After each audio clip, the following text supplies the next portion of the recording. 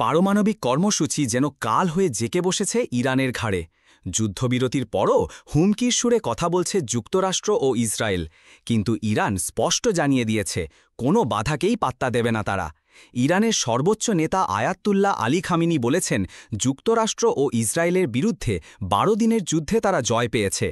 এই বক্তব্যে চটে যান সাবেক মার্কিন প্রেসিডেন্ট ডোনাল্ড ট্রাম্প।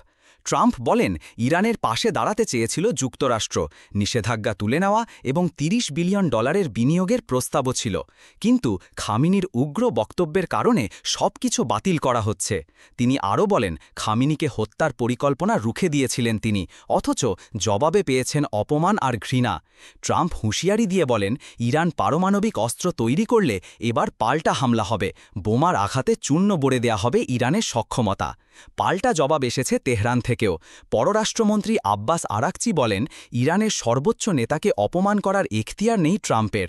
তিনি স্পষ্ট জানান, সম্মান না থাকলে আলোচনার টেবিলে বসার প্রশ্নই ওঠে না। অন্যদিকে ট্রাম্প প্রশাসন সেনেটে একটি বিস্তারিত প্রতিবেদন দিয়েছে ইরানের সাম্প্রতিক হামলা ও পরমাণু অগ্রগতির বিষয়ে। কিন্তু মার্কিন কংগ্রেসে এখনও প্রশ্ন রয়ে গেছে, যুদ্ধ নয়, কূটনৈতিকভাবে ইরানকে রোখা যাবে তো?